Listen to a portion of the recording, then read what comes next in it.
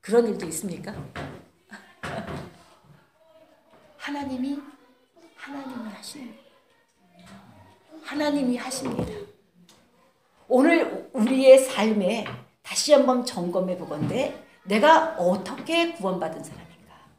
내가 어떻게 그 나라를 갈 사람인가? 나의 신앙의 목적은 어딘가? 목표는 무엇인가? 무엇을 바라보고 있는가? 주님 바라보고 우리가 믿음으로 가고자 할 때 오늘 어떤 어려움도 어떤 역경도 어떤 문제도 그 앞에서는 그런 사람을 세상은 감당하지 못한다라고 성경은 말씀하고 있는 겁니다. 그래서 연약한 자가 혹시 연약한 자를 강함이 주는 의미는 무엇이냐? 연약한 자는 강한 자는 그래서 비난하거나 비판하거나 판단하나 이거 모든 것들이 연약하다고 판단할 필요 없습니다. 강하다고 비난을 받거나 판단받을 수도 없습니다. 우리가 서로를 정죄하는 것은 결국 우리가 서로를 정죄하는 것은 하나님의 보좌를 향하여 우리가 정죄하는 거예요. 결국에 하나님 보좌를 침노하는 것이고 침해하는 것입니다. 하나님은 우리의 모든 자녀들의 주인이십니다. 그래서 하나님이 받으시고 또한 어떻게 하신다고요? 하나님이 심판대 앞에 세운다는 겁니다. 그것이 옳은지 그것이 과연 틀렸는지 그것을 하나님이 어디다 세워요? 하나님의 심판대 앞에 세워서 모든 사람이 자기의 죄를 낱낱이 자백하게 하고 자기의 혀로 직고하게 하리라. 성경은 이렇게 말씀하고 있죠. 그래서 우리에게 주는 말씀은 마태복음 7장 1절 2절에서도 비판하지 말아라. 비판하지 말아라. 너도 비판당한다. 그래서 예전에 성령님이 우리가 이게 설교를 할 때 한국에서 제가 설교를 하는데 성령의 음성이 들리기를 굉장히 성령이 강력하게 붙잡아 주셔서 설교를 하는데 그날 따라 주의 음성이 강하게 또한 들리는 거예요. 나는 네가 설교한 걸로 네가 깨달은 말로 나는 너를 먼저 심판할 것이다. 판단할 것이다. 근데 정말 두려운 말이죠. 우리가 하나님 안에서 종도 여러분도 우리가 다 하나님 앞에 심판대 앞에 하나님이 세우셔서 누구나 그 백보자 앞에 심판대를 거치지 않고 하나님 나라에 들어가는 법은 없다는 거예요. 그러니까 우리는 다른 거에 관심이 많이 있지만 우리는 누가 이렇게 됐는지 오늘 여러 가지 이런 일들을 놓고 우리가 여러 가지 얘기를 할 수가 있잖아요. 이 일이 잘 될런지 저 일이 잘 될런지 또 이 일은 어떤지 저 일은 어떤지 얘기할 수 있지만 하나님은 정말은 뭐를 찾냐면 하나님은 의인을 찾으십니다. 하나님은 의에 관심이 있으세요. 죄인들을 불렀는데 의인을 찾는다. 죄인을 부르셔서 십자가를 의지하고 십자가 앞에 나 자신을 주님이 십자가에서 죽으신 것 같이 주님을 따르는 자도 자기를 죽여서 결국에 내가 죽어서 들어가야 되는 나라가 내가 죽어서 온전케 되어져서 들어갈 나라가 하나님 나라입니다. 성경은 어떻게 얘기하고 있습니까? 사나 죽으나 어떻게 주님의 것이냐. 살아도 주를 위해 죽어도 주를 위해 우리 지난 주일날 목사님 그 찬양 하셨는데 살아도 주를 위해 죽어도 주를 위해 사나 죽으나 주님의 것이다.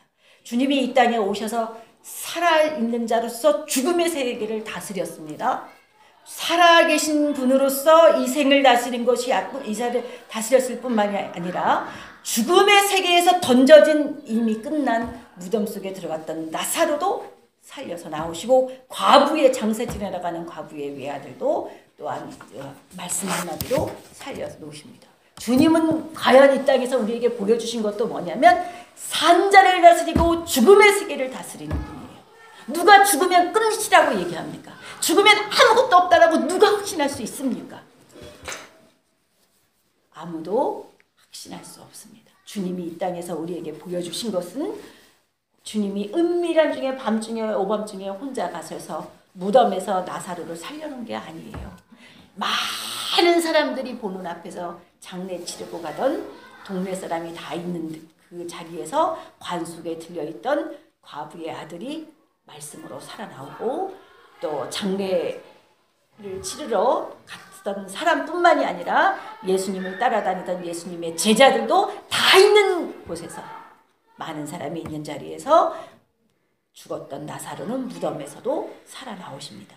예수님이 이 땅에서 은밀하게 행하신 일이 아니고 백주에 많은 사람이 보는 데서 5,000명을 먹이고 12병주를 나누셨을 뿐만이 아니라 이와 같이 하나님은 이 땅에서 우리에게 기적을 이 땅에서 예수님은 보여주셨어요. 그 과연 주님은 우리에게 살았을 때도 주인이시오 죽어서도 주님은 우리의 주인이십니다. 이 땅도 통치하시고 그 다음 세계에서도 우리를 통치하세요.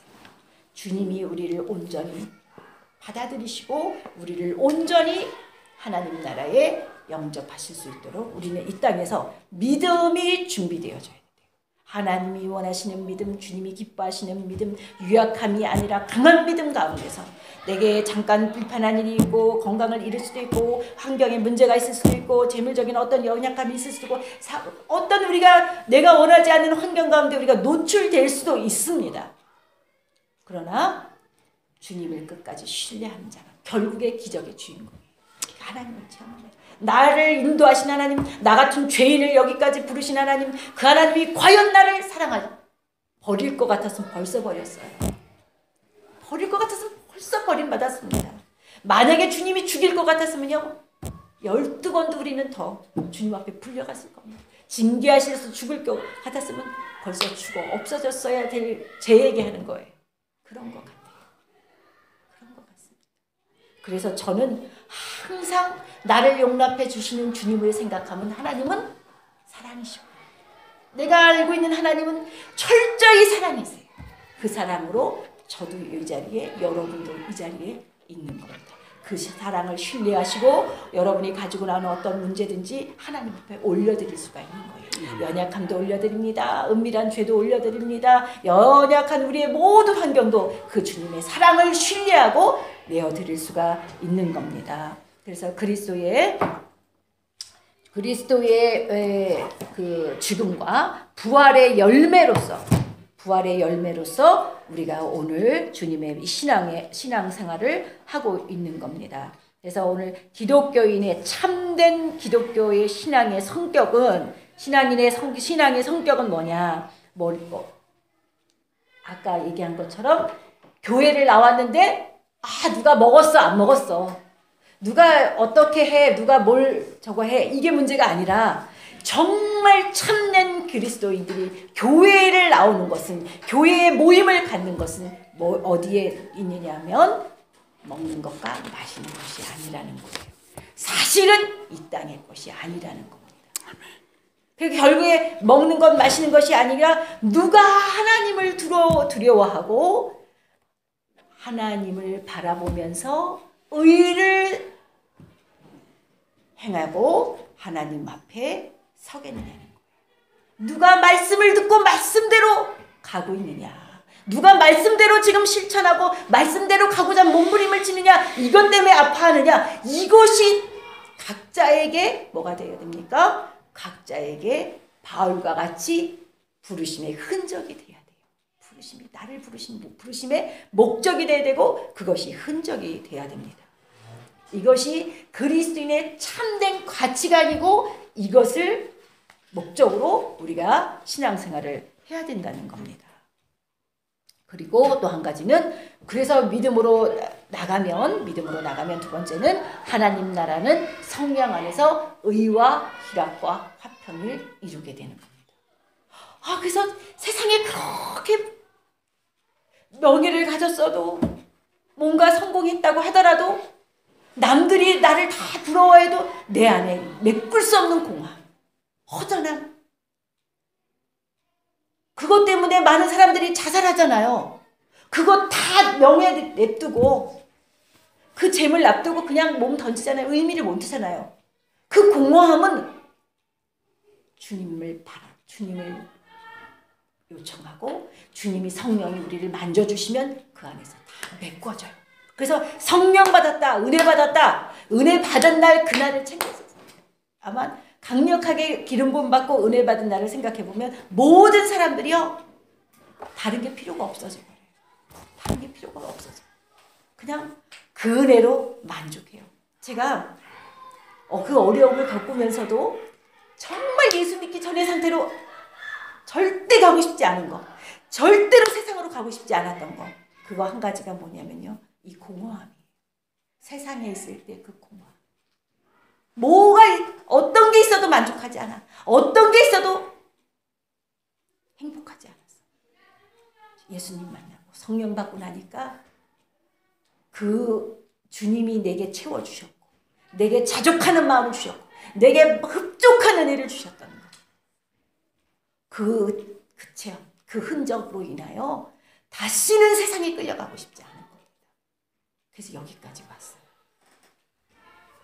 오늘 저와 여러분이 혹시라도 여러분 안에 그런 빈 가슴이 있습니까? 그런 빈 구멍이 있습니까? 고린도전서 6장 19절로 20절에서 너희 몸은 너희가 하나님께로부터 받은 바 너희 가운데 계신 성령의 전인 줄을 알지 못하느냐. 너희는 너희의 것이 아니라 값으로 산 것이 되었으니 그런즉 너희 몸으로 하나님께 영광을 돌리라. 갈라디아서 2장 19절로 20절에서는 이렇게 8절을 대연해서 얘기합니다. 내가 율법으로 말미암아 율법을 향하여 죽었나니 이는 하나님을 향하여 살려 함이니라. 내가 그리스도와 함께 십자가에 못 박혔냐니 그런즉 이제는 내가 산 것이 아니요 오직 내 안에 그리스도께서 사신 것이시라. 이제 내가 육체 가운데 사는 것은 나를 사랑하사 나를 위하여 자기 몸을 버리신 하나님의 아들을 믿는 믿음 안에서 사는 것이라. 빌립보서 1장 20절에서는 그러므로 살든지 죽든지 내 몸에서 그리스도가 존귀되게 하려 하나니 이는 내게 사는 것이 그리스도니 죽는 것도 유익함이라. 데살로니가전서 5장 50절에서는 예수께서 우리를 위하여 죽으사 우리로 하여금 깨든지 자든지 자기와 함께 살게 하려 하셨느니라 라고 얘기하고 있습니다. 산 자와 죽은 자의 주가 되시는, 통치자가 되시는 예수님, 통치자가 되시는 하나님. 그래서 우리는 이제 내 목적을, 내가 살든지 죽든지 먹든지 마시든지, 저는 우리 교회가 그런 교인으로 가득 차기를 원합니다. 그런 사람들이 가득 차서 자기를 정과 욕심을 십자가에 못 박아서 하나님의 영광을 위해 살기로 작정한 자들이 세워진다면 이 교회가 가장 아름다운 교회고 성령이 머무시는 교회가 되고 이런 교회가 가장 좋은 교회가 되는 거예요. 이런 교회가 이 밴쿠버에 세워져야 됩니다. 이런 교회를 우리가, 저와 여러분이 오늘 하나님 앞에 우리 자신을 드리며 기도하며, 주님 앞에는 다 맡길 수가 있습니다. 다 올려드릴 수가 있어요. 주님은 사랑이십니다. 사랑이 아니고서는 저와 여러분을 이곳에 부르실 수가 없으십니다. 누군지를 아십니다. 외모를 보시지 아니하시고 중심을 보시는 하나님이 우리의 모든 것을 머리부터 발끝까지를 알고 계십니다. 중심을 보고 계십니다. 심장과 피부를 아십니다. 우리의 과거도 아시고 오늘 모습도 아십니다. 우리의 모든 것들을 다 아시는 주님 앞에, 그 사랑 앞에 우리의 연약함을 다 올려드립니다. 모든 것들을 주님 앞에 올려드리며, 하나님 오늘 내 모습 그대로를 주님께 올려드립니다. 내 연약함을, 내 유약함을, 내 어린아이와 같은 이런 아버지 유약한 상태를 하나님 앞에 고백합니다. 하나님, 내가 원망했습니다. 불평했습니다. 비판했습니다. 하나님, 나를 용서하여 주옵소서. 하나님, 내 허물을 주께 올려드립니다. 하나님, 그 하나님 앞에 올려드리고 이 시간에 다 같이 주여 세 번 부르시면서 회개하는 시간 같습니다. 주여, 주여, 주여,